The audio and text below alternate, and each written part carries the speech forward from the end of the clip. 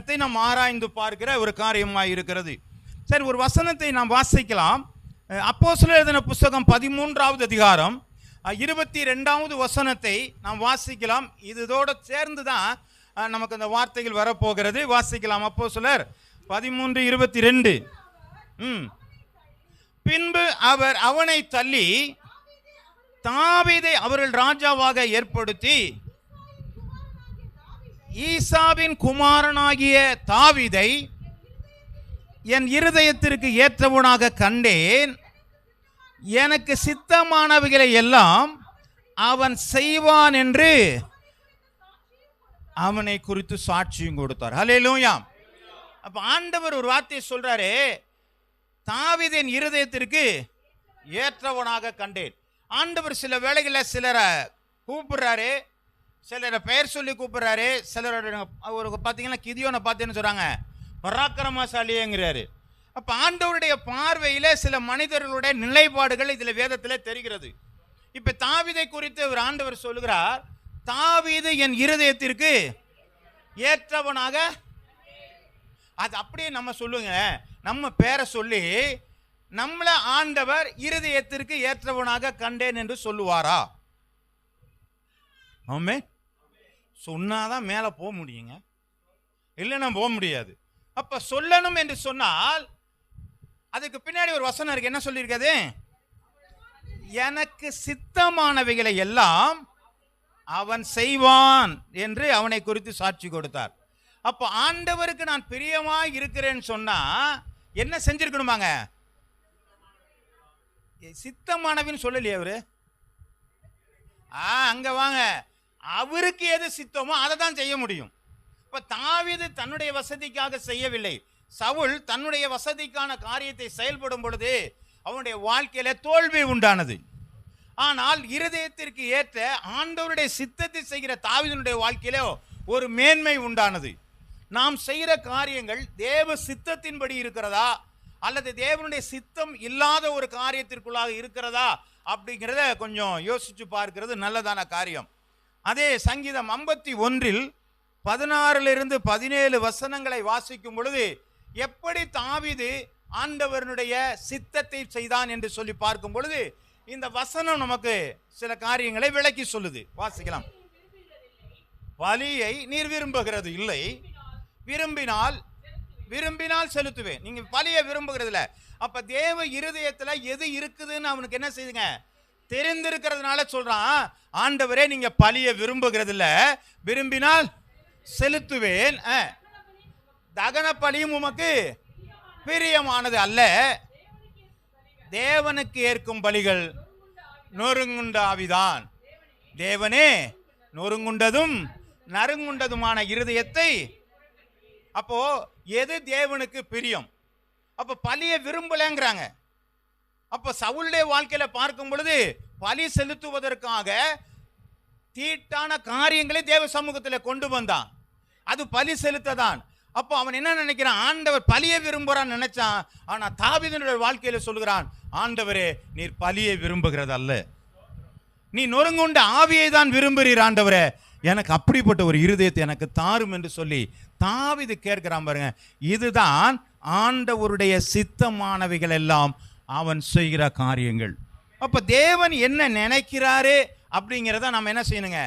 புரிந்திருந்தோமானால் அவர் என்ன நினைக்கிறாரு அதன்படி நடக்கும் பொழுது நம்முடைய வாழ்க்கையில ஆசீர்வாதங்கள் உண்டாகிறதா இருக்கிறது. ஆனா கொஞ்சம் பிரச்சனை என்ன அப்படின்னு சொன்னா, நாம மனுஷிகமாகவே நம்ம என்ன செய்யறாங்க? நிறையா மனுஷிகமா நம்ம நிறைய நினைக்கிறோம். நாம செய்யற காரியங்கள் நமக்கு எதை பிரியமா இருக்குதோ அதை செய்யறதுக்கு நாம என்ன செய்யறாங்க? விரும்புகிறோம். நமக்கு ஒரு பிரச்சனைன்னு சொன்னால் அந்த பிரச்சனை எப்படி தீர்வு செய்யணுங்கிறத நாம தான் விரும்புகிறோம். ஆமே ஆமே ஆமாம். ஆண்டவர்கிட்ட போய் சொல்கிறோம், ஆண்டவர் இப்படி செய்யும் ஆண்டவரே, இப்படி பண்ணும் ஆண்டவரே. எதை சொல்லிட்டு இருக்கிறோம்? நான் என்ன நினைக்கிறேனோ அதை யார் செய்யணுமா? தேவன் செய்ய வேண்டும் என்று நாம் நினைக்கிறோம். ஆனால் தாவீது என்ன நினைக்கிறான்? அவர் என்ன செய்ய நினைக்கிறாரோ அதை தான் செய்ய வேண்டும் என்று நினைக்கிறான். அதனால தான் இவனுடைய வாழ்க்கை மேன்மை. நம்முடைய வாழ்க்கையில இன்னும் நம்முடைய வாழ்க்கையில உயர்வு இல்லை, உயர்வு இல்லை என்று சொல்லி நாம் சொல்லுகிறோமே, என்னுடைய வாழ்க்கையில் ஆசீர்வாதம் இல்லை என்று சொல்லிக் கொண்டிருக்கிறோமே, காரணம் நான் சொல்வதை ஆண்டவர் கேட்க வேண்டும் என்று சொல்லி விரும்புகிறோம். புரியுதுங்களா? அப்படின்னா என்ன செய்யணும் கேட்டீங்கன்னா, நம்ம ஆராதனை பண்ணினாலும் ஜபம் பண்ணினாலும் பொருத்தனை பண்ணாலும் நாம் என்ன நினைக்கிறோமோ அதை தான் செய்வோம். ஆமே. இன்னைக்கு பொருத்தனை பண்ணுவாங்க உலகத்தில். ஆண்டவரே உனக்கு என்ன பண்ணுறான், உப்பு வைக்கிற ஆண்டவரே, ஒரு தென்னம்புள்ள நட்டு வைக்கிற ஆண்டவரே. கேட்டிருக்கீங்களா இல்லையா? கேள்விப்பட்டதே இல்லைங்களா? கேள்விப்பட்டிருக்கீங்களா? பட்டது இல்லையா? அப்படி பட்டன்னு சொல்ல வேண்டியதானே. இது ஏன் ரொம்ப யோசிக்கிறீங்க? தென்னம்புள்ள வைக்கிறேன்பா, உப்பு வைக்கிறேன்பா, பாத யாத்திரை வர்றேன்பா, இதெல்லாம் ஆண்டவருக்கு பிரியமான? அதெல்லாம் கிடையாது. நாங்கள் கொடுக்குறோம், நீங்கள் வாங்கிக்க. ஆமே. நான் சொல்வது புரிகிறதா? அப்படி இருந்தால் மாறிக்கிங்கன்னு தான் சொல்லிட்டு இருக்கோம். அப்போ நம்ம என்ன நினைக்கிறோம்னு சொன்னால், நமக்குள்ளாக தேவனை கொண்டு வர விரும்பி கொண்டு இருக்கிறோம். நான் என்ன நினைக்கிறேனோ அந்த காரியத்தை தேவன் செய்ய வேண்டும் என்று சொல்லி நம்ம கட்டுப்பாட்டுக்குள்ள யாரை கொண்டு வர விரும்புகிறோங்க? ஆமாம், நம்ம கட்டுப்பாட்டுக்குள்ள தேவனை கொண்டு விரும்புகிறோம். அதனால தான் நம்ம என்ன சொல்கிறோம், ஜெபம் பண்ணும் பொழுது, ஆண்டவரே இதை செய்யும் ஆண்டவரே. ஆண்டவர் அழகா சொல்றாருங்க, நீங்கள் புறப்பட்டு போய் சகல ஜாதிகளையும் சீசராக்குங்கள் என்று சொல்லி ஆண்டவர் சொல்றாரு. ஆனா நாம உட்கார்ந்துட்டு ஜெபம் பண்றோம், ஆண்டவரே எங்களோட திருச்சபையில் ஆத்துமாக்களை நீங்கள் கொண்டு வந்து சேரும் ஆண்டவர்ன்னு சொல்லி. இப்ப நம்ம விருப்பத்துக்கு பேசுறோமா, அவர் விருப்பத்துக்கு பேசுறோமா? ஆமே, சொல்லுங்க. நம்ம விருப்பத்தை பேசுறோம். அப்ப நம்ம விருப்பம் நடக்குமா? அப்ப நடக்கலைன்னா அந்த வார்த்தையை நம்ம பேசலாமா? அப்ப என்ன பேசணும்? என்ன பேசணுங்க? சொல்லுங்க. ஜபத்தை மாத்திரம் என்ன ஜபத்தை மாத்திரம் சொல்லுங்க. சொல்லு மாடியன் செய்யறதெல்லாம் அப்புறம் இருக்கட்டும். இந்த வார்த்தைக்கு என்ன சொல்லுவோம்? உமது சித்தத்தின்படி, உமது சித்தம் தான் சொல்லிட்டாரு அவர். போங்கன்ட்டார, போய் ஆத்துமாக்களை அறுவடை பண்ணுங்கன்னு சொல்லிட்டாரு. அப்புறம் போய் உமது சித்தமெல்லாம் கிடையாது. என்ன சொல்லலாங்க? ஆண்டவர் என்ன அனுப்பும், நான் போராடம்னா என்னோட கூட வரும், நான் போய் சொல்ல போறேன், இதை தான் நம்ம சொல்லணும். அப்போ உங்களோட கூட வருவார். ஆண்டோடைய 28வது மத்தேயு புத்தகத்தில் சொல்லப்பட்டிருக்கு, நீங்கள் புறப்பட்டு போய் சகல ஜாதிகளையும் சீசரெல்லாம் இதோ சதா காலம் நான் உங்களோடு கூட ஆமாம் இருப்பேன்ட்டீங்களே ஆண்டவரே, நான் போகிறேன், என்னோட கூட நீங்கள் என்ன செய்யுங்க, வாங்க. ஆமென். இதுதான் தேவ சித்தம். அது இல்லாத விட்டுட்டு ஆண்டவரை நீங்கள் ஆத்துமாக்களை கொண்டு வந்து சேரும் ஆண்டவரை, நம்ம என்ன வெட்டி முறிக்கிறோமா? நமக்கு தானங்க இந்த வேலையை கொடுத்துருக்கிறாரு. நம்ம அந்த வேலை செய்யறதுக்கான ஆசீர்வாதத்தை கொடுத்துருக்கிறாரு. நமக்கு கூலி கொடுக்க மாட்டேன்னு சொல்லவே இல்லையே. நம்மளை நன்மையாக தானே வச்சிருக்கிறாரு, ரட்சிப்பை கொடுத்துருக்கிறாரு, வரங்களை கொடுத்துருக்கிறாரு, வல்லமையை கொடுத்துருக்கிறாரு, ஆசீர்வாதங்களை கொடுத்துருக்கிறாரு, நல்ல சந்தோஷமாய் மனமகிழ்ச்சியான வாழ்க்கையை கொடுத்துருக்கிறாரு. ஏன் நம்ம சொல்ல மாட்டேங்கிறோம்? அப்ப நம்ம கட்டுப்பாட்டுக்குள்ளே தேவனை வச்சு கொள்வதற்கு நாம் முயற்சி செய்து கொண்டுகிறோம். நம்ம கட்டுப்பாட்டில் நம்ம என்ன சொன்னாலும் ஆண்டவர் கேட்கணுங்கிற அந்த கட்டுப்பாட்டில் வைக்கிறதுனால தான் நம்முடைய வாழ்க்கையில உயர்வு இல்லாமல் போகிறது. நான் என்னைக்கு தாவீதை போல ஆண்டவரே உமக்கு சித்தமானவைகளை நான் செய்வேன் என்று சொல்லி ஆண்டவருடைய சத்தத்தை கேட்க எப்போ ஆரம்பிக்கிறோமோ நம்ம வாழ்க்கையில் ஒன்றும் மாறாதுங்க, எல்லாம் ஆசீர்வாதமாய் மாறும். அல்லேலூயா. தலைகளை தாழ்த்தி ஜெபம் பண்ணுவோம். ஆண்டவரே, நான் இம்மட்டும் ஆண்டவரே என்னுடைய சுயத்தில், என்னுடைய மாமிசத்திலே ஆண்டவரை நடந்து வந்தேன். ஆண்டவரே உம்முடைய சுத்தத்தை செய்ய ஆண்டவரை என்னை தகுதிப்படுத்துவீராக.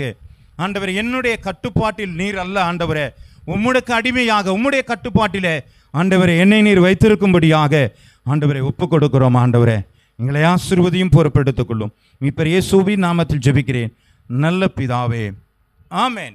அப்ப நம்ம செய்ய வேண்டிய காரியம் என்னென்று சொன்னால், நம்ம கட்டுப்பாட்டுக்குள்ள அவரை கொண்டு வர முடியாது. ஏனென்று சொன்னால் உலகத்தின் அண்ட சராசரங்களை உண்டாக்கினவர் ஆண்டவராய் இருக்கிறார். அவர் இல்லாதவைகளை இருக்கிறவைகளாக அழைக்கிற ஒரு தேவனாய் இருக்கிறார். ஆமென். இப்படிப்பட்ட வல்லமையுள்ள ஒரு தேவனை நீங்களோ நானோ நம்முடைய கட்டுப்பாட்டுக்குள் ஒரு நாளும் என்ன செய்ய வச்சிருக்க முடியாதுங்க, வைத்துக்கொள்ள முடியாது.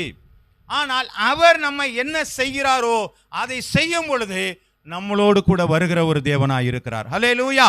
வாசிக்கலாம். மார்க் எழுதின புத்தகம் 8வது அதிகாரம் 31 33 வசனங்கள் வரை நாம் வாசிக்கும் பொழுது நம்முடைய மனுஷீக சிந்தை எப்படியாக இருக்கிறது என்று சொல்லி அதில் பார்க்கலாம். அல்லாமலும் மனுஷகுமாரன் பல பாடுகள் பட்டு மூப்பராலும் பிரதான ஆசாரியராலும் வேத பாரகராலும் ஆகாதவன் என்று தள்ளப்பட்டு கொல்லப்பட்டு 3 நாளைக்கு பின்பு உயிர்த்தெழுந்திருக்க வேண்டியது என்று அவர்களுக்கு போதிக்க தொடங்கினார்.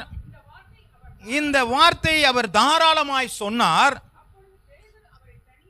அப்பொழுது பேதுரு அவரை தனியே அழைத்து கொண்டு போய் அவரை கரிந்து கொள்ள தொடங்கினான். பாருங்க, இயேசு கிறிஸ்து இந்த உலகத்தில் வரும்பொழுது ஆண்டவர் சொல்லுகிறார், ஒரு ஜனமும் கெட்டு போகக்கூடாது, எல்லா ஜனங்களும் ரட்சிப்படையவும் தேவனை அறிகிற அறிவை அடையவும் தேவன் சித்தம் உள்ளவராய் இருக்கிறார். கெட்டு போகக்கூடாதுங்கிறதுக்கு தான் ஆண்டவராகிய இயேசு கிறிஸ்து வருகிறார். அவருடைய மரணம், அவருடைய இரத்தம் நம்முடைய பாவங்களை நீக்கி நம்மளை சுத்திகரிப்பதற்காக அவர் மரித்தே ஆக வேண்டும். ஆமென். இதுதான் தேவ சித்தம். இதை எல்லாருக்கும் சொல்றாரு தன்னுடைய சீசர்களுக்கு. அப்பா, நான் இதுக்கு தான்பா வந்திருக்கிறேன் அப்படின்னு சொல்றாரு. இப்போ என்ன பண்றாரு அங்க இருக்கிற பேதுரு? தனியே அழைச்சிட்டு போயிட்டாரு. பக்கத்துல இருக்கலாம் கூப்பிடுறாரு. அவர் கண்டிக்கிறதுல ஒரு ரொம்ப என்ன பண்றாருங்க, மேனஸா பாக்குறாரு. குருவானவரை கண்டிக்கும் போது என்ன பண்ணக்கூடாது, எல்லாரையும் வச்சு கண்டிக்க கூட நினைக்கிறாரு போல இருக்கு. தனியா கூட்டிட்டு போய் என்ன சொல்றாருங்க, வரியா இயேசு கிறிஸ்து இந்த மாதிரி வார்த்தையெல்லாம் ஆமா நீ எல்லாம் பேசக்கூடாது, நீ எல்லாம் சாகக்கூடாது. ஏன் இப்படி குருவா இருக்கிற நாங்கள் சீசனாக இருக்கு, இப்படியே உங்களோட போயிட்டு வந்துருந்தா எங்களுக்கு என்ன இருக்குங்க, ரொம்ப சந்தோஷமா இருக்கும். வாசிங்க தொடர்ந்து. பார்த்து பேதுருவை நோக்கி, எனக்கு பின்னாக போ சாத்தானே. இப்போ பேதுருவை பார்த்து என்ன சொல்றாருங்க, என்ன சொல்றாருங்க? அப்போ யாரா இருக்கிறாரு அவருங்க? யாரா இருக்காருங்க? யாரு சாத்தானா இருக்கா? ஏன் சாத்தானா இருக்கிறாரு? தேவன் என்ன நினைக்கிறாரோ அதை நான் செய்யாது போனால் நான் யாராவாக இருக்கிறேங்க? அப்ப நம்ம யாருன்னு புரிஞ்சுக்கணும். சரி வாசிங்க. போ சாத்தானே, நீ தேவனுக்கு ஏற்றவைகளை சிந்தியாமல் மனுஷருக்கு ஏற்றவைகளை சிந்திக்கிறார் என்று சொல்லி அவனை கடிந்து கொண்டார். ஹல்லேலூயா. இப்போ நம்ம நிலைமை கொஞ்சம் விளங்குன்னு நினைக்கிறேன். தேவ சித்தம் செய்யலைன்னா நம்ம யாருங்க? சொல்ல மாட்டோம். நம்ம சாத்தான் நம்ம சொல்லிக்கிறதுக்கு ரொம்ப பயப்படுறோம். நமக்குள்ள இருக்குது ஒன்று, அது என்னைக்கு இருந்தாலும் என்ன பண்ணுங்க, ஆமாம்மா எனக்குள்ள ஒரு மிருகம் என்ன பண்ணுதுங்க, ஆமாம் தூங்கிக்கிட்டே இருக்குது, அதை எப்போ எழும்புன்னு ஆமாம் நமக்கே தெரிய மாட்டேங்குது, தடால்னு வந்துடுது. அதனால தான் அழகா ரோமர் புத்தகத்தை சொல்லியிருக்கு, நான் நன்மை செய்ய அறிந்திருந்தோம் செய்யாதபடிக்கு எனக்குள்ள என்ன பண்ணுங்க, ஒரு மிருகம் ஒன்று தூங்கிக்கிட்டு இருக்கு அப்படின்னு சொல்லி வேதம் சொல்லுகிறத பார்க்குறோம். அல்லேலூயா. அந்த மிருகத்தை அப்படியே தூங்க வச்சிருங்க, அப்போதான் நல்லது. அது அப்பப்போ தட்டி எழுப்பி விட்டா என்ன ஆகுங்க, நாம பிசாசா மாறிடுறோம். அப்போ நம்ம தேவ சித்தத்தை செய்யும் பொழுது ஆண்டவருடைய பிள்ளையா இருக்கிறோம். தேவ சித்தத்தை செய்யலைன்னா பிசாசாவே இருக்கிறோம், பிசாசாவே இருக்கிறோங்கிறாரு. பிசாசின் பிள்ளைகள் கூட சொல்ல என்ன பண்ணிட்டாருங்க பேதுருவை பார்த்து, பிசாசேன்ட்டார், போ அப்பாலே சாத்தானே. எவ்வளோ ஒரு பயங்கரமான ஒரு வார்த்தை. அப்போ நாம தேவ சித்தத்தை செய்யாது போனோமானால் நமக்கு பேரை மாறி போகுதுங்க. அப்போ எப்படி நமக்கு உயர்வு வரும்? இன்னொரு வசனத்தை கூட எடுத்து வாசிக்கலாம். ரோமர் எழுதின புஸ்தகம் 8வது அதிகாரம் 5 to 8 வசனங்கள் வரை வாசிக்கலாங்க. அன்றையும் மாமிசத்தின்படி நடக்கிறவர், நான் என்ன நினைக்கிறேனோ, நான் என்ன செய்ய நினைக்கிறேனோ அதுதான் மாமிச சிந்தை. அப்ப நான் என்கிற ஒரு காரியத்தில் இருக்கிறத வச்சு நீ பேசுங்க. மாமிசத்திற்குரியவர்களை சிந்திக்கிறார்கள், ஆவியின்படி நடக்கிறவர்களோ ஆவிக்குரியவர்களை சிந்திக்கிறார்கள். மாமிசத்தின் சிந்தை என்னங்க? மரணம். முதல்ல சொன்னோம், ஒரு மாமிசத்தின் சிந்தையோடு கூட இயேசுவினுடைய சித்தத்தை தவறாக புரிந்து கொண்ட பேதுரு சாத்தான் என்று சொல்கிறோம். ஆனால் இந்த இடத்துல என்ன சொல்லியிருக்கீங்க? மாமிசனுடைய சிந்தை எப்படிப்பட்டதா இருக்குங்க? சாவு என்று சொல்லப்பட்டிருக்கிறது. ஆவியின் சிந்தையோ ஜீவனும் சமாதானமும். எப்படி என்றால், மாமிச சிந்தை தேவனுக்கு விரோதமாக இருக்கிறது, கீழ்ப்படியாமலும் கீழ்ப்படிய கூடாமலும் இருக்கிறது. மாமிசத்திற்குட்பட்டவர்கள் மாமிசர்கள் எப்படி இருக்க மாட்டாங்க? தேவனுக்கு பிரியமாவே இருக்க முடியாது. நல்லா யோசிச்சு பார்க்கணும், நம்மளே உட்காந்து பார்க்கணும். நமக்கு நல்லா இதெல்லாம் தெளிவாக தெரியும். நமக்கு நம்ம எங்கே நிற்கிறாங்கிறது இதில் நம்ம இந்த வேத வசனத்தை வாசித்தா தெரியும். இந்த வேத வசனத்தை அதுதான் வாசிங்க வாசிங்கன்னு சொன்னால் நம்ம நிலைப்பாடு என்னங்கிறது தெரிஞ்சிடும். சரி, ஓகே, வாசிங்க. வாசமாயிருந்தால் நீங்கள் மாமிசத்திற்கு உட்பட்டவராயிராமல் ஆவிக்கு உட்பட்டவராக இருக்கு. அப்போ மாமிசம் ஆவி இப்போ ரெண்டையும் புரிஞ்சுக்கிட்டீங்களா? மாமிசம்னா நாம என்ன நினைக்கிறோமோ அதுதான். நம்ம ஜெபம் பண்ணும்போது நம்ம என்ன பண்ணுறோங்க? தேவனுக்கு சித்தையா நமக்கு நினைக்க மாட்டோம். நம்ம ஆவியில் நிறைஞ்செல்லாம் ஜெபம் பண்ண மாட்டோம். நல்ல விவரமாக நம்ம என்ன பண்ணுவோங்க? நம்ம ஜெபம் பண்ணுவோம். எதுக்கெல்லாம் ஜெபம் பண்ணுவோம்? ஆமாம், நம்ம பக்கத்தில் இருக்கவங்களாம் பார்த்துக்கிட்டு நம்மளெல்லாம் நல்லா பார்க்குறாங்களா, நம்ம ஜெபம் பண்ணத்தை எல்லாரும் கேட்குறாங்களா, இல்லை நாம் பேசுகிறது வந்து எல்லாருக்கும் நம்ம ஜெபத்தை பார்த்து எல்லாரும் கொஞ்சம் சூப்பர் அப்படின்னு சொல்கிறாங்க. உண்டு இல்லைங்களா? இருக்கா இல்லைங்களாங்க? இருக்கு, இல்லைன்னு சொல்லக்கூடாது. இதெல்லாம் என்ன இருக்குங்க? மாமிசத்தின் சிந்தை.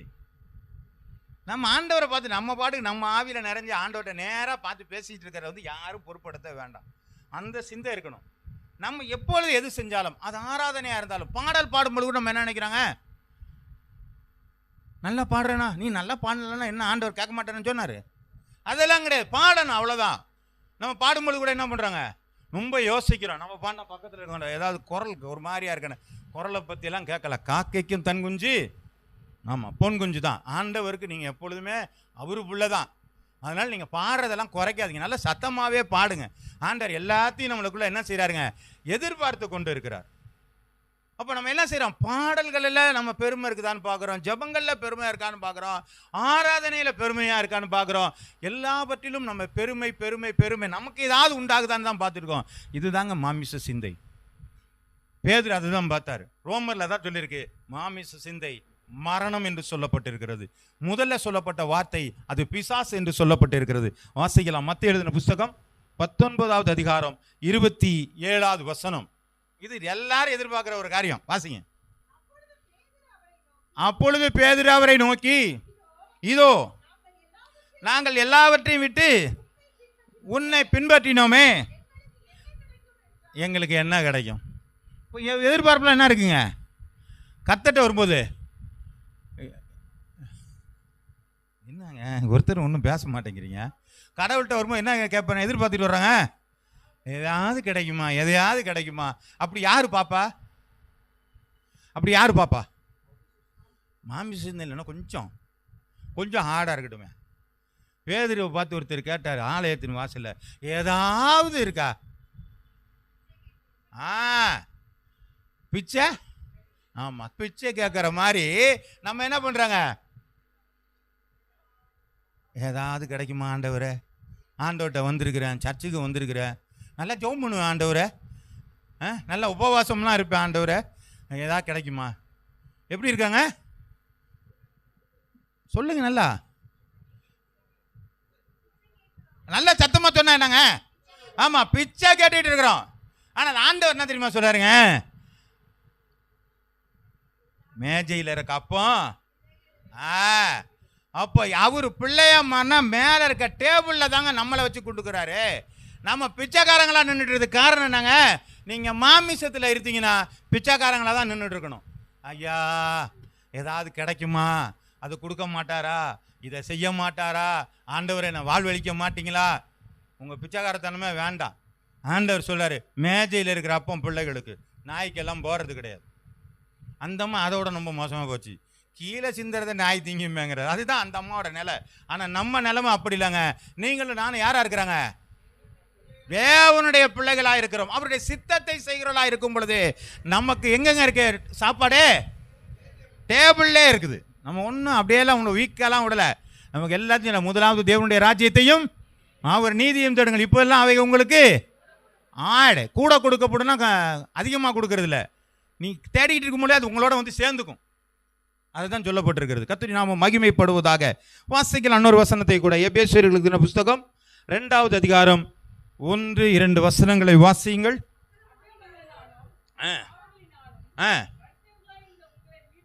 உங்களை மரித்தோர்களாய் இருந்த உங்களை உயிர்ப்பித்தார். அவர்கள் நீங்கள் முற்காலத்திலே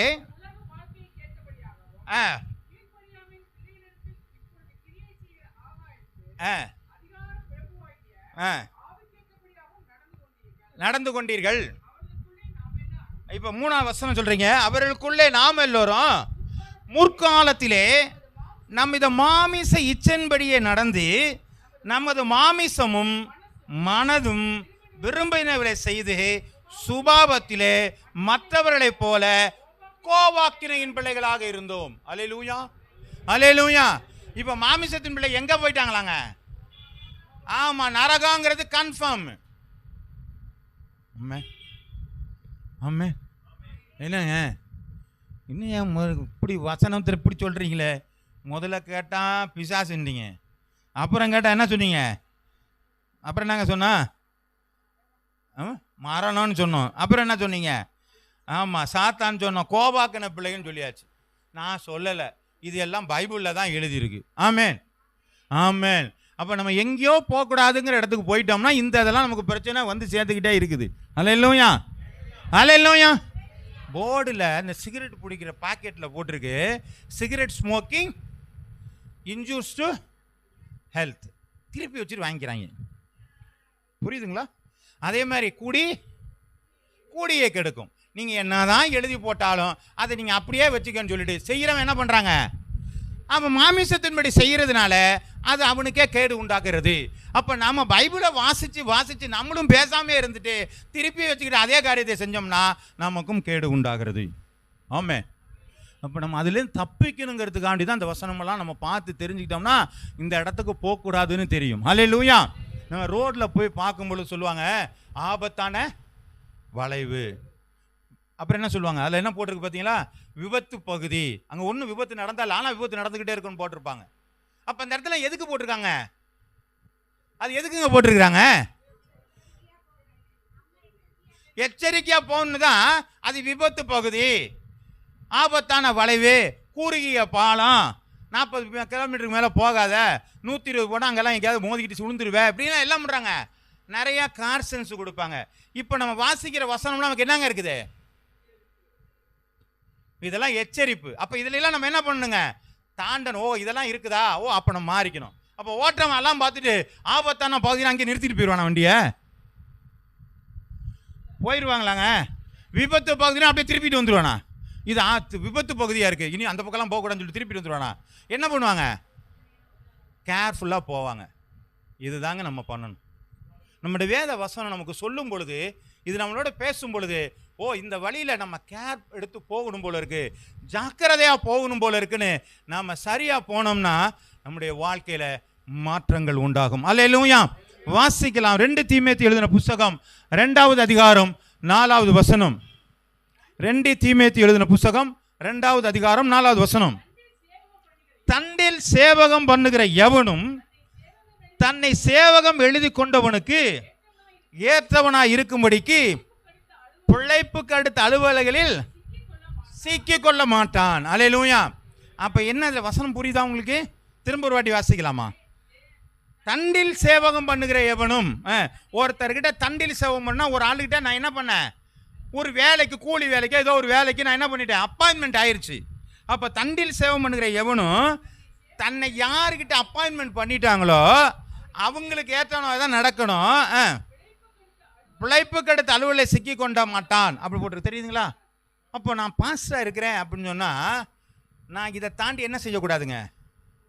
ஆமாம், வேறு ஏதாவது ஒரு வேலையை நான் என்ன செஞ்சிடக்கூடாது. நான் பார்த்துக்கிட்டு இருந்தேன்னா அப்போ என்ன சொல்லுவாங்க? இதுதான் சொல்கிறாங்க, நீ தண்டில் சேவகம் பண்ண வந்துட்ட, நீ ஆண்டவருக்குன்னு வேலை பார்த்துட்டு வந்துட்ட, நீ என்ன பண்ணக்கூடாதுங்க? நீ வேறு எதுவும் வேலை பார்க்க கூடாது. அல்லேலூயா. நம்ம வாழ்க்கையில் நிறையா காரியங்கள் என்ன பண்ணோம்னா நம்ம காரியத்தை விட்டுட்டு வேற ஒரு காரியத்தில் நம்ம என்ன பண்ணுவாங்க? ஆமாம், நம்ம உள்ள எல்லாம் இழுத்துக்குவோம். புரியுதுங்களா? ஆமென். அல்லேலூயா. அப்போ அதெல்லாம் நமக்கு என்ன பண்ணணும்? ரொம்ப ஜாக்கிரதையாக இருக்க வேண்டிய நிலையில நம்ம இருக்கிறோம். நம்ம எந்த இடத்துல நம்ம ஆண்டவருக்குன்னு ஒரு காரியத்தை நம்மள்கிட்ட கொடுத்துட்டாரோ நம்ம வேறு வேலையில் நம்ம என்ன செய்யக்கூடாதுங்க? ஆமாம், நம்ம பார்த்துக்கிட்டு அந்த வேலை ஒன்று பார்க்குறோம், இந்த வேலை ஒன்று பார்க்குறோம் இல்லைங்களா? அதெல்லாம் நம்ம செஞ்சோம்னா நமக்கு என்ன செய்யாதுங்க? சரியாக வரும். எனக்கு தெரிஞ்ச ஒரு அருமையான ஒரு நபர் இருக்கிறார். அவர் நல்ல ஒரு ஊழியம் செய்யக்கூடிய நபர் தான். ஆனால் அவர் எல்ஐசியில் ஏஜெண்ட்டாக இருக்கிறார். என்ன இருக்காருங்க?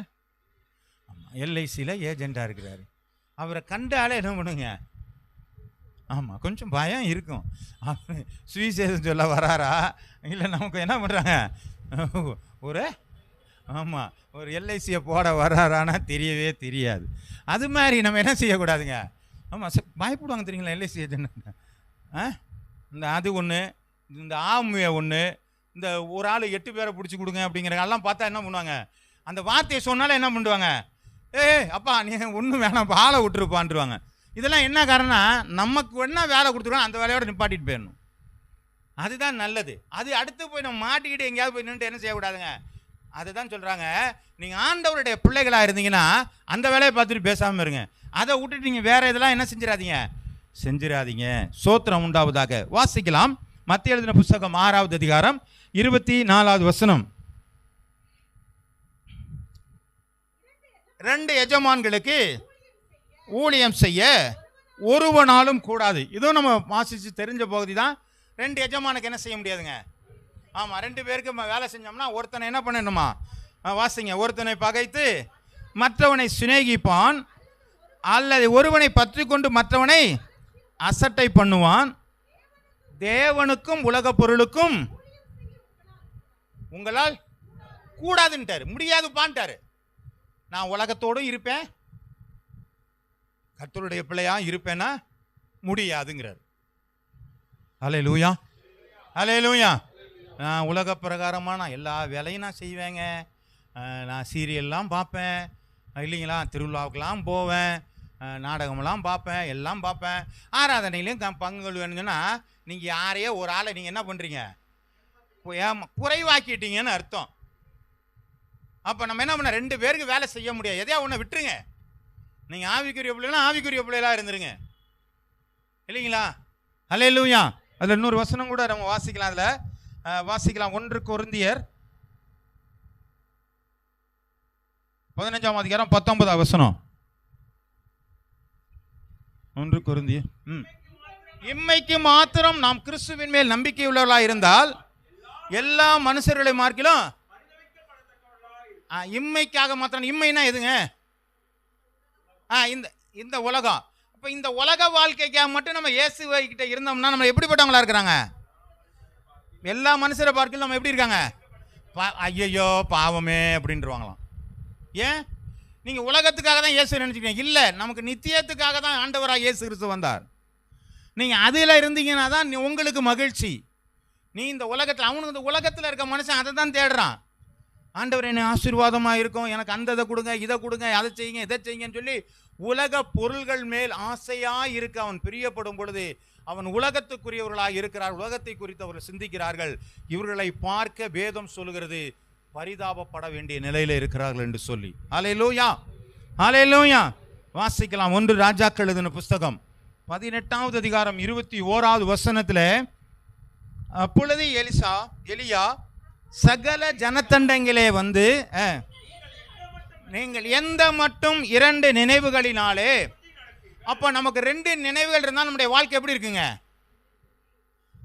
அப்படின்னு நான் குந்தினா அப்படியே இந்த சர்ச்சுக்கு வரும்போது பார்த்தீங்கன்னா அப்படியே பின்னாடி இழுக்கும். போகுமா வேணாமா, மழை பெய்யுமா பெய்யாதா, வெயில் அடிக்குமா அடிக்காதா, காற்று அடிக்குமா அடிக்காதா, இல்லைங்களா. 8:30 மணினா கரெக்டாக 8:30 மணிக்கு போனால் போதும்னு நினச்சிட்டுலாம் நம்ம என்ன பண்ணுவாங்க, அப்படியே நகத்துவோம். 8:30 மணிக்கு போனா இன்னும் ஒரு 5 நிமிஷம் இருக்குது, 8:30 மணிக்கு தான் ஆரம்பம், இன்னும் 5 நிமிஷத்துக்குள்ளே போயிடலாம், ஒரு 10 நிமிஷத்துக்குள்ளே போயிடலாம். இப்படி நம்ம என்ன பண்ணுறாங்க, ரொம்ப யோசிச்செல்லாம் நம்ம என்ன பண்ணுறாங்க, அப்படியே தள்ளிக்கிட்டே இருப்போம். ஆனால் நமக்கு ஒரு வேலை நடக்கணும் அப்படின்னு சொன்னால் என்ன பண்ணுவாங்க, அதுவும் நமக்கு வேலை பார்க்குற இடமா இருக்கும், ஒரு கவர்மெண்ட் எம்ப்ளாயாக இருக்கலாம், இல்லை வேற எங்கேயாவது ஒரு இடத்துல வேலை பார்த்தா என்ன பண்ணுவாங்க, 9 மணிக்கு வரணும்னு சொன்னால் என்ன பண்ணிவிடுவாங்க, அங்கே மழையாக இருந்தால் கூட என்ன பண்ணிவிடுவாங்க, கொடை பிடிச்சிட்டு போவோம், இல்லைன்னா நினச்சிட்டு போய் அங்கே ஒரு பேண்ட் சட்டை கூட மாற்றுறதுக்கு நம்ம ரெடியாக இருப்போம். அப்போ ஆண்டர்கிட்ட வரும்போது என்ன பண்ணியிருக்காங்க, 5 நிமிஷம் இருக்குது, 10 நிமிஷம் இருக்குது, அப்புறம் பாட்டு தானே பாடிட்டு இருப்பாங்க, கரெக்டாக மெசேஜுக்கு போயிடுவோம். இதுதான் 2 நினைவுகளால் குந்தி குந்தி நடக்கிறீர்கள். கர்த்தர் தெய்வமானால் கர்த்தரை பின்பற்றுங்கள், பாகால் தெய்வமானால் பாகாலை பின்பற்றுங்கள். வாழ்க்கையில் எவ்வளவு காரியத்தில் சொல்லியிருக்கு பாருங்கள். ஆண்டவருக்கு சித்தமான காரியம் எது என்று சொன்னால் ஆண்டவருக்கு எது பிடிக்கும், என் பிள்ளை என்னோடு கூட தான் இருக்கும். அதனால தான் ஆண்டவர் சொல்கிறாரு, நான் என்னுடைய ஜனங்களோடு இருக்கும்படிக்கு எனக்கு ஒரு ஆசாரிப்பு கூடாரத்தை உருவாக்குங்க. நம்மளோட கூட இருக்க ஆண்டவர் பிரியப்படுறாருங்க.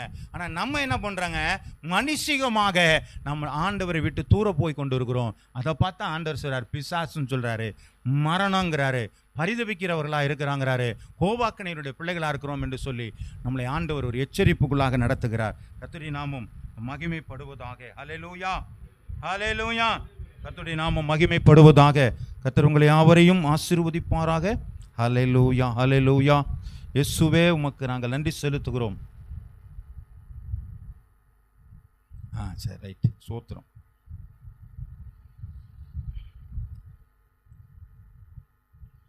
சரி, அடுத்து ஒரு காரியத்தை, ஒரு சில எக்ஸாம்பிள்லாம் இருக்குது. 1 ராஜாக்கள் எழுதின புஸ்தகம் 13வது அதிகாரம் 16 17 வசனங்கள் வரை நம்ம வாசிக்கலாங்க. அதற்கு அவன், நான் உன்னோட திரும்பவும் உம்மோடு உள்ளே போகவும் மாட்டேன், அப்பம் புசிக்கவும் தண்ணீர் குடிக்கவும் மாட்டேன். ஏனென்றால் நீர் அப்பம் புசியாமலும் நீர் தண்ணீர் குடியாமலும் நீ போன வழியாய் திரும்பாமலும் இரு என்று கர்த்தர் ஒரு மனிதனை பார்த்து சொல்றாரு. எப்பா, நீ போய் அந்த பலிபீடத்தை போய் என்ன பண்ணு, வெடிக்க வை, நீ யாருங்கிற ஒரு தீர்க்க தரிசனத்தை சொல்லுன்னு சொல்லிட்டு, நீ எப்படி போனியோ அப்படி போகாத, வேற வழியா வந்துரு, எங்கேயும் தண்ணியும் குடிக்க கூடாது, எங்கேயும் அப்பமும் புசிக்க கூடாது, நீ பாட்டுக்கு போயிட்டு நேராக வந்துரு, மாற்றி வந்துரு அப்படிங்கிறாரு. இது யார் சொன்னது? கர்த்தர் சொன்னார். இடையில ஒருத்தர் போறாரு, என்னையும் தீர்க்கதரிசி தான், என்னட்டு தான் ஆண்டவர் சொன்னார் உன்னை சாப்பிட கூப்பிட்டாருப்பான்ட்டான். இப்போ ஒரு நினைவு என்ன செஞ்சுச்சுங்க? ஆமாம், இதுவரையிலும் தேவ ஆவியில் இருந்த மனுஷன் இப்போ என்ன பண்ணிட்டாங்க, மனுஷ ஆவியா வந்து மனுஷன் சொன்னதை கேட்க ஆரம்பிச்சுட்டான். அப்புறம் தீர்க்கதரிசியாம்லங்க. அப்போ ஒன்ட்ட பேசினாரு ஐயா. ஆமாம் ஐயா, இதுவரையிலும் ஒன்ட்ட பேசினான்ற திரும்ப பேச மாட்டாரா? அவனை தான் நாங்கள் கூப்பிட்டு போக சொன்னாரு. அப்போ போச்சொன்ன ஆண்டவர் திரும்பி எப்பா போய் சாப்பிட்டு போன்னு சொல்ல மாட்டாரா? இதுக்கு ஒரு ஆள் அனுப்புவாரா? அப்போ அவனுடைய நினைவுகள் என்ன? தேவ சிந்தனையை விட்டு மனிதனுடைய ஆலோசனை பக்கம் திரும்ப ஆரம்பிக்கிறான். அவனுடைய வாழ்நாள் முடிந்து போகிறது. ஹல்லேலூயா. நாம என்னைக்கு தேவ சட்டங்களுக்கும் தேவ சித்தங்களுக்கும் விட்டு மனுஷனுடைய காரியங்களை திரும்பி பார்க்க ஆரம்பிக்கிறோமோ, நம்முடைய ஆவிக்குரிய வாழ்க்கை மரித்து போக ஆரம்பிக்கிறது. நித்திய ராஜ்யத்திற்கு போகிற வாசல் நமக்கு தடை செய்யப்படுகிறது. ஹல்லேலூயா, ஹல்லேலூயா. ரொம்ப ஜாக்கிரதையா இருக்கணுங்க. ஆண்டோடைய சத்தம் நமக்குள்ள வருதா, ஆண்டவர் நம்மளோட பேசினார்னா அவர் திரும்ப நம்மள்கிட்ட பேசுவார். அதை விட்டுட்டு இன்னொருத்தன் சொல்றதை நம்ம என்ன செய்ய வேண்டாங்க, கேட்க வேண்டாம். இன்னொரு முறை இன்னொரு ஆர்த்தரையும் நபரையும் பார்ப்போம். அப்போஸ்தலர் எழுதின புஸ்தகம் 8வது அதிகாரம் 20 21 வசனங்கள் வரை. பேதுரு அவனை நோக்கி, தேவனுடைய வரத்தை பணத்தினாலே சம்பாதித்துக் கொள்ள வேண்டும் என்று நீ நினைத்தபடினாலே உன் பணம் உன்னோடு கூட என்ன செய்ய போதுங்க, நாசமாய் போக கடவுது. அவரு யாருங்க? ஒரு மந்திரவாதி. ரட்சிப்புக்கெல்லாம் வந்துட்டாரு. பயங்கரமாக ரட்சிப்புக்கெல்லாம் வந்து பிலிப்பு சொன்ன வசனத்தெல்லாம் கேட்டு இருக்கிற மந்திர புத்தகத்தெல்லாம் தூக்கி போட்டு நான் ரொம்ப விசுவாசி பயங்கரமாக வந்துட்டாரு. பேதுரு போய் தலையில் கையை வச்சு ஜெபம் பண்ணும்போது எல்லாருக்கும் பரிசுத்தாவி வந்தோன்னு அவர் பார்க்குறாரு. ஹை, இது சூப்பராக இருக்கு, நம்மளை காட்டினது எப்படி இருக்குங்க? அப்படி தானேங்க மந்திரவாதி எப்படி தான் நினைப்பாரு. நம்ம செஞ்ச வித்தையை காட்டிலும் இவர் செய்கிற வித்தை எப்படி இருக்குங்க? ஆமாம்மா, நல்லா இருக்குதே ஐயா, நான் காசு தரேன், எனக்கு தந்துடுறியா? ஆமே, ஆண்டவருடைய வரத்தை, ஆண்டவருடைய வல்லமையை, ஆண்டவருடைய ஆசீர்வாதத்தை இந்த காசு கொடுத்தெல்லாம் ஆண்டவர்கிட்ட என்ன செய்ய முடியாதுங்க. அப்படி கொடுக்கணும்னு நினச்சிங்கன்னா வேதம் சொல்கிறது, உன் பணம் உன்னோடு கூட நாசமாய் போக கடவுது. நிறைய பேர் அப்படி தான் நம்ம வச்சுருக்கிறோம். ஆண்டவரே, நான் 50 ரூபா தருகிறேன், ஆண்டவரே நான் 500 ரூபா காணிக்க போடுறேன், ஆண்டவரே வியாபாரம் பண்ணிகிட்டு இருக்கிறேன். ஆண்டவர்கிட்ட போய் அவர் எல்லாத்தையும் கொடுத்த, உனக்கு 500 ரூபா கொடுத்ததே அவர் தான். ஆனால் அவருக்கே நம்ம என்ன பண்ணுறோங்க, ஆண்டவர் நான் 500 ரூபா காசு போடுறேன், ஆண்டவரே எனக்கு இதை செய்யுங்க ஆண்டவரே. பிஸ்னஸ் பண்ணிகிட்டு இருக்கிறாங்க. ஆண்டவர்கிட்ட போய் நீ ஆண்டவரை வியாபாரியாய் மாற்றாதீர்கள், அவர் தகப்பன். அவருடைய பிள்ளையாக இருந்து நீங்கள் கேளுங்க, அதிகாரமாக கேட்கலாம் அவர்கிட்ட. நீங்கள் அவருடைய பிள்ளையாக இருக்கணும், அவ்வளோதான் பிரச்சனை. அவர்கிட்ட எல்லாமே தர்றேங்கிறாரு. அவர்கிட்ட இருக்கிறது எல்லாமே நமக்கு தான். அவர் ஒன்றும் நம்ம கொடுக்காம எதையுமே மறைச்சு வைக்க விரும்பலை. நம்மளோடு கூட இருக்க விரும்புகிறார், நம்மளை தன்னோடு கூட கொண்டு போக விரும்புகிறார். அவரை போய் நம்ம என்ன பண்ணுறாங்க, ஒரு வியாபாரமாக நினச்சி வச்சுக்கிட்டு, அவர் என்னமோ காசு கொடுத்தா அவர் கொடுப்பார் நினச்சிக்கிட்டு ஒரு வியாபாரியாய் நாம் மாற்றி நம்மளை நாமளே ஏமாற்றிக் கொள்கிறோம். இனி அந்த மாதிரியெல்லாம் பண்ணாதீங்க. நீங்கள் பொருத்தனை பண்ணால் ஆண்டவர் என்னையா கொடுக்குறேன்னு சொல்லி பொருத்தனை பண்ணுங்க, அது நல்லது, ஆசீர்வாதம். ஆமே, அல்லேலூயா, ஸ்தோத்திரம் உண்டாவதாக. வாசிக்கலாம். என்னாகும் எழுதின புஸ்தகம் 17வது அதிகாரம் 8வது வசனம். மறுநாள் மோசே சாட்சியின் கூடாரத்துக்குள் பிரவேசித்த பொழுது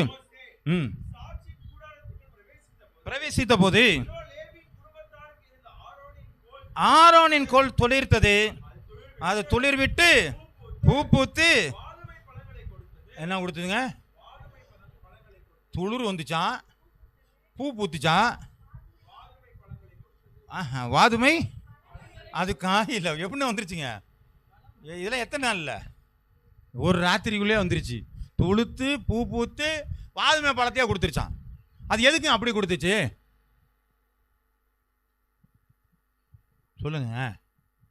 எல்லாரும் ஜனங்க எழும்புனாங்க, நாங்களும் தீர்க்கதரிசி தானேன்னு எழும்புனாங்க. இப்போதான் ஆண்டவர் பார்த்து சொன்னார், எல்லாரும் கோத்திரத்துக்கு ஒருத்தனா கோலை எடுத்துட்டு வாடா, கொண்டு யார் கோல் துளிர்க்குதோ அவங்கள தான் நான் என்ன பண்ண ஆசாரியனா நான் வச்சிருக்கிறேன்னு. அப்போ ஆரோனுடைய கோல் மட்டுமே துளிர்த்திருக்கிறது. ஆமே. அப்போ யார் அடையாளப்படுத்தப்பட்டிருக்கிறார்கள்? ஆமேன். ஆரோனுக்கு என்ன பண்ணியிருக்காருங்க? அடையாளப்படுத்தப்பட்டிருக்கிறார்கள். அந்த அடையாளத்தினாலே தான் அவனுடைய கோல் மட்டும் துளிர்த்தது. மற்ற 11 கோள்களும் என்ன செய்யலாங்க? துளிர் இல்லாமல் போனது. அந்த கோலை தான் ஆண்டவர் உடன்படிக்கை பெட்டியிலே வைத்திருக்கிறார் அடையாளமாக. ஒரு அத்தாரிட்டி, ஒரு அதிகாரம் உள்ளவர்களாக ஆண்டவர் என்ன செஞ்சிருக்கிறாருங்க? ஆரோனை வைத்திருக்கிறார்கள். நீங்களும் நான் யாருங்க? அதிகாரம் உள்ளவர்களா இல்லையா? அதிகாரம் உள்ளவர்கள் எப்படி சொல்லுகிறோம்? சும்மாவாது வாயெல்லாம் சொல்லிடக்கூடாது. அது இந்த மாதிரி ஏமாந்திரவும் கூடாது. எப்படி சொல்லலாம்? நாம் அவருடைய பிள்ளை என்று சொல்லி சொல்லுங்க. ஏறுங்க, அவருடைய சித்தத்தின்படியா செய்கிறவர்கள் பிள்ளைகள். என்னம்மா? அவருடைய இரத்தத்தாலே கழுவப்பட்டவர்கள், அதனால அவங்க பிள்ளைங்களா? அப்புறம் வேற வேற ஏதாவது ஞாபகம் வரலையா?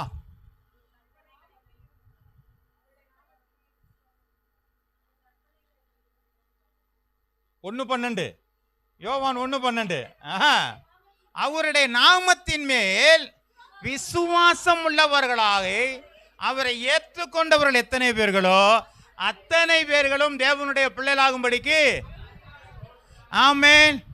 இப்போ நம்மளாம் யாருங்க?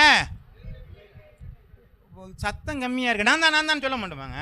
இப்போ ஆண்டவர் ஒரு பொருளை கொடுக்குறா, நம்ம என்ன பண்ணுவாங்க? வாங்க மாட்டீங்களா? யாரும் வாங்குவீங்கன்னா இப்போ எப்படி கேட்பீங்க? நான் தான் எனக்கு கொடுக்குன்னு தானே கேட்போம். இப்போ ஒருத்தர் வாயத்திறக்கலாம், அப்புறம் எப்படி இருக்கீங்க? இப்போ ஆண்டவருடைய பிள்ளை யாருன்னா அப்படி என்னமோ பக்கத்தில் இருக்கிறவங்க தான் பிள்ளை. நீங்களாம் பிள்ளைங்க, நாங்களாம் இல்லைங்க, நாங்களாம் அந்த கட்சிக்கு வரல. அப்படி இருக்கக்கூடாதுங்க. நீங்கள் அந்த பிள்ளைகளாக இருந்தபடினால தான் இந்த இடத்துல சபையில் உட்காந்துருக்கிறீங்க. அதனால தான் நீங்கள் வசனத்தை கேட்டிருக்கீங்க. அதனால தான் ரட்சிக்கப்பட்டிருக்கிறீங்க. அதனால தான் நீங்கள் உடன்படிக்கை பண்ணியிருக்கீங்க. அந்த உடன்படிக்கையின் பிள்ளைகளாக நீங்கள் இருக்கிறபடினால தான் உங்களை குறித்து ஆண்டவர் சொல்லுகிறார், என் வேத வசனத்தை நான் கொடுக்கிறேன், நீங்கள் எச்சரிக்கையாக இருங்கள் என்று சொல்லி. அல்லேலூயா, அல்லேலூயா. கர்த்தருடைய நாமம் மகிமைப்படுவதாக. நாம் எப்பொழுதெல்லாம் வழி விலகி போகிறோமோ அப்பொழுதெல்லாம் ஆண்டவர் தன்னுடைய வார்த்தையினாலே நம்மை சீர்திருத்துவதற்கு ஆண்டவர் உதவி செய்ய வல்லவராயிருக்கிறார். அல்லேலூயா. ஏற்ற வேளையிலே சொல்லப்பட்ட வார்த்தை வெள்ளி தட்டின் மேல் வைக்கப்பட்ட பொன் பழத்திற்கு சமானம். ஒருவேளை நாம் தவறுகிறோமோ என்னமோ என்று சொல்லி ஆண்டவர் இன்றைக்கு இந்த நாளை கொடுத்திருக்கிறார், இந்த வார்த்தைகளை கொடுத்திருக்கிறார். இந்த வார்த்தையின்படி நாம் கவனமாக இருப்போமானால் ஒரு நாளும் தேவ சித்தம் இல்லாத காரியத்திற்குள்ளாக நாம் கடந்து போக மாட்டோம். ஹல்லேலூயா. அப்ப தேவ சிந்தை எது? அதையும் நம்ம பார்த்தா கொஞ்சம் நல்லது. அப்போஸ்தலர் எழுதின புஸ்தகம் 9வது அதிகாரம் 6வது வசனம்.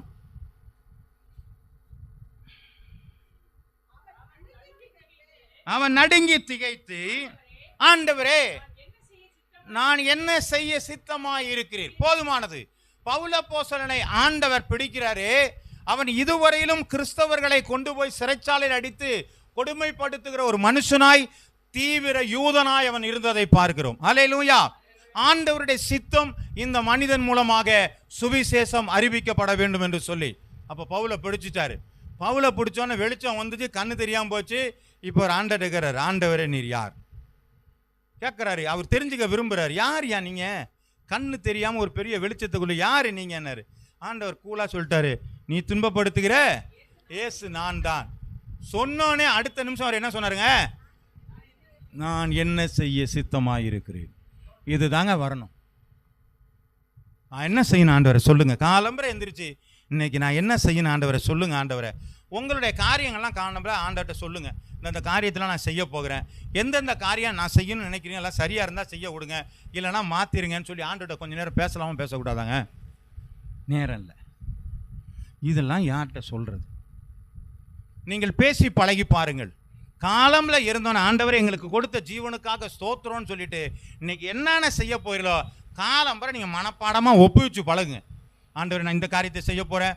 சும்மா ஒரு பேட்டரிக்கு வாங்க போகிறேன்னா கூட ஆண்டவர் நான் கடையில் போய் ஒரு பேட்டரி வாங்க போகிறேன், ஏன்னா அந்த பேட்டரி நல்ல பேட்டரியாக இருக்கணும், எக்ஸ்பைரி பேட்டரி வாங்கிட்டு வந்துடக்கூடாது தெரியாதனமா. புரியுதுங்களா இல்லையாங்க? நம்ம நிறையா அந்த மாதிரி மாட்டியிருக்கோம். நீ ஏமாந்ததுலையோ சில பேர் நான் மாற்றிருக்கிறோம். கரெக்டாக எக்ஸ்பைரி டேட்டுக்கு கரெக்டாக 2 நாள் தான் இருக்கா கொடுத்துக்கிட்டு இருப்பாங்க. நம்ம அதெல்லாம் சில நேரத்தில் வாங்கிடுவோம். அப்போ நம்ம என்ன பண்ணோம்? ஜெபம் பண்ணும் பொழுது என்ன பண்ணுங்க? நமக்கு நல்லதாக ஒன்று கிடைக்க போகிறது. அப்போ ஆண்டவர்கிட்ட ஜெபிங்க. காலம்பரை என்னென்ன செய்ய போறீங்களோ, யாரை பார்க்க போறீங்க, யாரை பேச போறீங்க, என்ன சொல்ல போறீங்க, எல்லாவற்றையும் நீங்கள் பேசிவிட்டு நீங்கள் செயல்படுவீர்களானால் கர்த்தர் தனக்கு சித்தமான காரியங்களை உங்களுக்குள்ளாக செய்ய வல்லவராக இருக்கிறார். அல்லேலூயா. நீங்க அப்படி செஞ்சு பழகிங்க. நம்ம பழகிறது தான் நல்லது. அதை தான் பவுல் அப்போஸ்தலன் என்ன செய்ய சித்தமாக இருக்கிற கொண்டு போய் எல்லாத்தையும் அலங்க மலங்க அடிச்சு என்ன பண்ணாருங்க? எல்லாரையும் மாற்றிட்டார். பெரிய பெரிய சபையெல்லாம் அவர் கட்ட ஆரம்பிச்சிட்டார். ஏன் அவரால் முடிந்தது என்று சொன்னால் தன்னை ஆண்டவருக்கு நேராய் ஒப்பு கொடுத்தபடினாலே. வாசிங்க இன்னொரு வசனம். 1 சாமுவேலுக்கு எழுதின புஸ்தகம் 3வது அதிகாரம் 9வது வசனம்.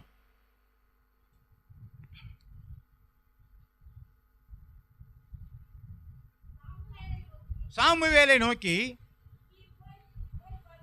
நீ போய் படுத்துக்கொள், உன்னை கூப்பிட்டால் அப்பொழுது நீ கர்த்தாவே சொல்லும் அடியேன் கேட்கிறேன் என்று சொல்ல. பாருங்க, ஏலி தன்னுடைய வீட்டில் படுத்திருக்கும் பொழுது சாமுவேல் சின்ன பிள்ளையா ஆசாரிப்பு கூடாரத்தில் இருக்கிறாரு.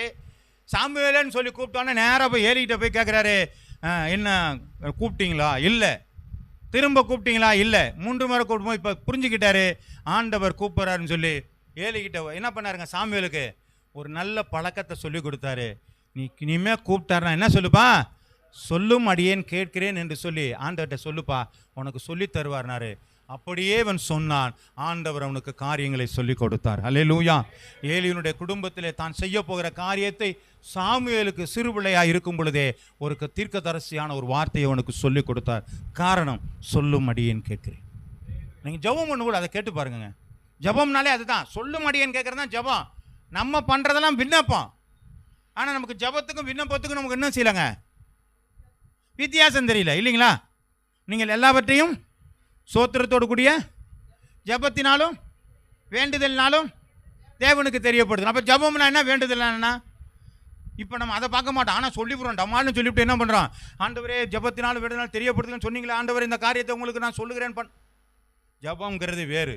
ஜெபங்கிறது சொல்லும் அடியேன் கேட்குறேன்னு சொல்லிட்டு ஆண்டவர் சொல்கிறத கேட்குற வேலை. நம்ம எப்போ ஆண்டவர் சொல்கிறத கேட்க ஆரம்பிக்கிறோமோ அப்போ நம்முடைய வாழ்க்கையில் வழிகள் பிரகாசமாக இருக்கும். ஆமென். சொல்லுவாராங்க, சொல்லுவார். அந்த சத்தத்தை கேட்க தான் நம்ம பிரயாசப்படணும். நமக்கு ஊரில் உள்ள கதையெல்லாம் தெரியும், நம்ம உள்ள காற்று நம்மளுடைய வார்த்தையெல்லாம் நமக்கு தெரியும். எத்தனை பேருடைய சத்தம் நமக்கு தெரியும்னு நினைக்கிறீங்க? இங்கே இருக்கிறவங்க ஒவ்வொருத்தரும் கூப்பிட்டாங்கன்னா கூட அவங்க குரல் நமக்கு நல்ல பரிச்சயமான ஒரு குரல். ஆனால் ஆண்டவருடைய குரல் நமக்கு பரிச்சயமாகவில்லை. காரணம் என்னென்று சொன்னால் நம்ம ஆண்டவருடைய பேசுவது குறைவாக இருக்கிறது, அதனால பரிச்சயம் ஆகலை. நீங்கள் உட்காந்து தனியாக ஆண்டவரை பேசும் என்று சொல்லி பைத்தியகாரத்தனமாக தான் இருக்குங்க. கிறிஸ்துவை பற்றிய உபதேசம் கெட்டு போகிறவர்களுக்கு பைத்தியம் தான், நமக்கு அது தேவபலன்.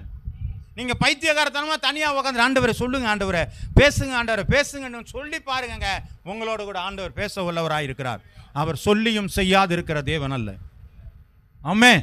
கர்த்தருடைய நாமம் மகிமைப்படுவதாக. அப்படிதான் அவர் கேட்டார்.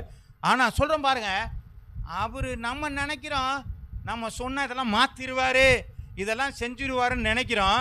வசனம் இருக்கு, யோபு 42:2 எடுத்து வாசிங்க. யோபு 42:2. தேவரீர் சகலத்தையும் செய்ய வல்லவர், நீ செய்ய நினைத்தது ஒன்றும் தடைபடாது. திரும்ப ஒரு வாட்டி வாசிக்கிறோம் எல்லாருமே சேர்ந்து. தேவரீர் சகலத்தையும் செய்ய வல்லவர், நீ செய்ய நினைத்தது ஒன்றும் தடைபடாது. ஹல்லேலூயா. அப்போ நாம செய்ய நினைச்ச, ஆண்டவர் செய்ய நினைச்சது ஒன்றும் என்ன செய்யாதுங்க. அப்போ நீங்க சொன்னா மட்டும் கேட்டுருவாரா? கேட்பாராங்க? அவர் நினைச்சதான் நடக்கும், நீங்க நினைக்கிறது நடக்காது. அவர் என்ன நினைக்கிறாருங்கிற நீங்க கேட்டு தெரிஞ்சுக்கங்க, அப்போ அதுதான் நடக்கும். ஆமே. ஹல்லேலூயா. ஒரு மனுஷன் போய் ஜெபம் பண்ணா, ஆண்டவரே இன்னும் எனக்கு கொஞ்சம் ஆயுசு நாளை கூட்டி கொடுனாரு. 15 வயசும் கூட்டு கொடுத்தாரு. அவ்வளோதான், சாகாமலாம் விடலை. அப்புறமேல என்ன பண்ணிட்டாங்க, செத்து தான் போனார் இல்லைங்களாங்க. ஆமே. அதில் சாவெல்லாம் தாண்டியெல்லாம் நம்மலாம் ஒன்றும் பண்ண மாட்டார். அவர் செஞ்ச என்ன நினைக்கிறாரோ அதுதாங்க நடக்க போகுது. நீங்கள் என்ன தான் தலைகீழாக நின்று தண்ணி குடித்தாலும் நமக்கு என்ன நடக்காதுங்க, நாம் நினைக்கிறது நடக்கவே நடக்காது. ஆகவே தேவனுக்கு நேரம் நம்ம போயிடுவோம். தேவன் நமக்குள்ளே என்ன செய்ய சித்தமாக இருக்கு. அதனால் யோபுவை பாருங்கள், அழகான மனுஷன் சொல்கிறார் பாருங்க, கர்த்தர் கொடுத்தார் கர்த்தர் எடுத்தார், கர்த்தருடைய நாமத்துக்கு சோத்திரம் உண்டாவதாக. அவர் சொன்னாதாயா நடக்கும், வேற ஒன்றும் நடக்கலன்னு அவ்வளோ சைலண்ட்டாக இருந்தார். ரெட்டிப்பான நன்மைகளை பெற்றுக்கொண்டாங்க. ஹல்லேலூயா. ஆமே. பாருங்க, அப்போ அந்த மாதிரியான கில்லாடியான ஆளாக நம்ம மாறணும். ஆண்டவரே நம்ம என்ன பண்ணிடணுங்க, என்ன சொல்லுங்க ஆண்டவரை கேட்குறேன்னு சொன்னாலும் அவர் என்ன பண்ணாருங்க, தாராளமாக நமக்கு கொடுக்க ஆரம்பிச்சிருவார். ஆமே. நீங்கள் கடவுளை பிரியப்படுத்துங்க, அவர் உங்களை பிரியப்படுத்த ஆரம்பிப்பார். ஆமே.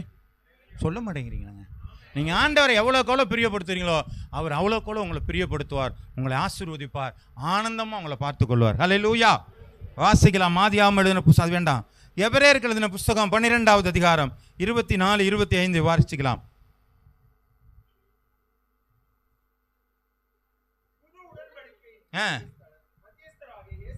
இயேசுவினிடத்தில்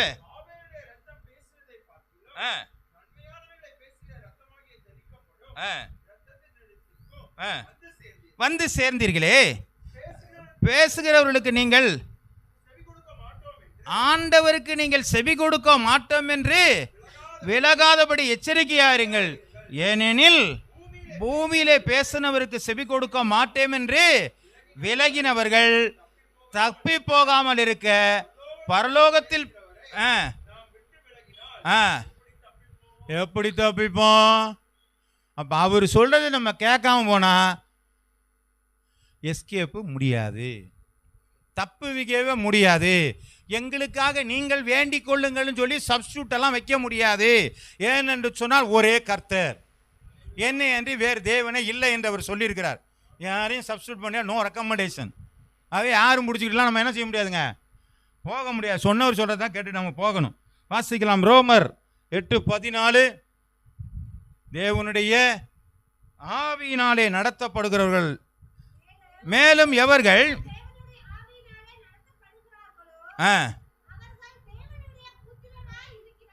அப்ப தேவ ஆவியினாலே நம்ம நடத்தப்படுகிறோமா, தேவனுடைய வார்த்தையினாலே நம்ம நடத்தப்படுகிறோமா?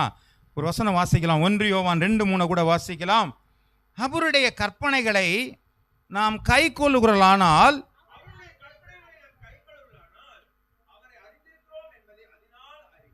இப்போ வேத வசனம் தான் நமக்கு என்னங்க, கற்பனைகள் இல்லைங்களா? ஆமென்.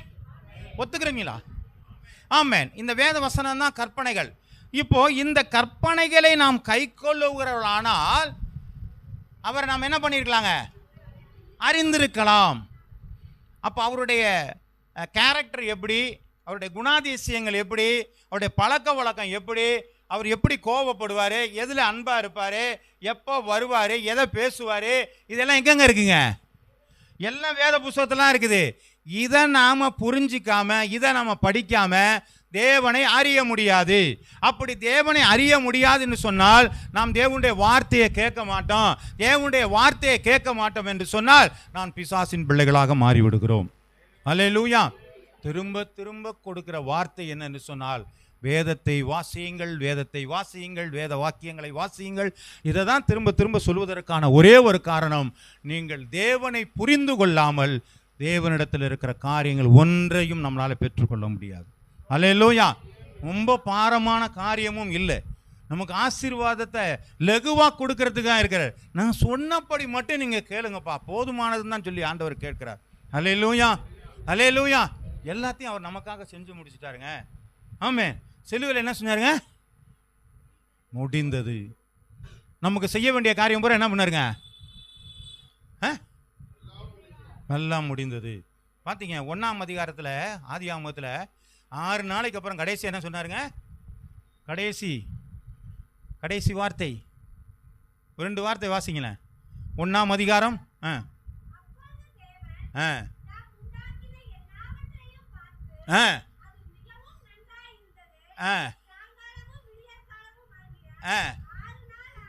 ஆறு நாள் ஆயிற்று, முடிஞ்சிச்சு. அதுக்கு அடுத்த நாள் என்ன பண்ணுங்க? வாசிங்கம்மா. அல்ல 7ஆவது நாள். 1 தானே வாசிங்க, 1 கடைசி தானே வாசிங்க.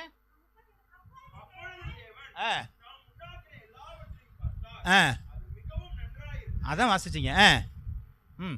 வாசிங்க. 6 நாள் ஆயிடுச்சு. 6 நாள் எல்லாத்தையும் என்ன செஞ்சிட்டாருங்க? 7ஆவது நாள் அவர் ஓய்ந்து இருந்தார். அப்போ 6 நாள் என்ன பண்ணாரு? என்ன வேலை செஞ்சாரு? எல்லாத்தையும் எதுக்கு உண்டாக்குனாரு? மனுஷனுக்காக உண்டாக்கினார். மனுஷன் இருக்கிறதுக்காக எல்லாத்தையும் உண்டாக்கி 6 நாள் முடிச்சிட்டாரு. இப்போ நமக்கு என்ன பண்ணாருங்க? பரலோகத்துக்கு போறதுக்கான எல்லா காரியத்தையும் செஞ்சுட்டு முடிந்தது என்றார். எல்லாம் முடிஞ்சிருச்சு, எல்லாம் முடிஞ்சிருச்சு. இப்போ இனிமே போய் ஆண்டவர் என்ன செய்ய போறதில்ல? ஒன்றும் செய்ய போறதில்ல. இனி ஒன்றும் செய்ய மாட்டார் அவரு. அப்போ அவர் வரதான் போறாரு. அப்போ அவர் வரும்பொழுது நம்மளை எடுத்துக்கொள்ள தான் போறாரு. இதுதான் நடக்க போது, வேற எதுவுமே நடக்க போறதில்ல. அப்போ வரும்பொழுது நம்ம எடுத்துக்கொள்ளப்படணும்னு சொன்னா முடிந்தது என்று சொல்லி எல்லாத்தையும் கொடுத்துட்டு போயிட்டாரு. இதை புரியாமல் நாம் ஆண்டவருக்கு பிரியமானலாம் இருக்க முடியாது. தேவனுடைய சித்தத்தை செய்ய முடியாது. தேவனுடைய பிள்ளையாக வாழ முடியாது. நாம் சத்துருவனுடைய பிள்ளையாகத்தான் வாழ முடியும். ஆமென். இந்த வசனங்கள் உங்களுக்கு வெள்ளி தயிற்றில் வைக்கப்பட்ட பொன் பழமாய் இருக்கிறது. மாறிக்கொள்வது உங்கள் கரங்களிலே இருக்கிறது. அல்லேலூயா. நான் மாறிக்கணும். இதுவரையிலும் பரவாயில்ல. இன்னைக்கு உங்களுக்கு இந்த வார்த்தை வந்துருச்சா? ஆண்டவரே, இனி நான் ஏன் சித்தப்படி செய்ய மாட்டேன். நான் ஒவ்வொரு நாள் நீங்கள் என்ன செய்யணும்னு நினைக்கிறீங்களோ அதன்படி நான் செய்ய விருப்பமாக இருக்கிறேன்னு சொல்லி நீங்கள் விருப்பப்படுங்கள். கர்த்தர் உங்களுக்கு பெரிய காரியங்களை செய்வார். அல்லேலூயா, அல்லேலூயா. ஆமென். எத்தனை பேர் இதை விசுவாசிக்கிறீங்க? சத்தம் கம்மியா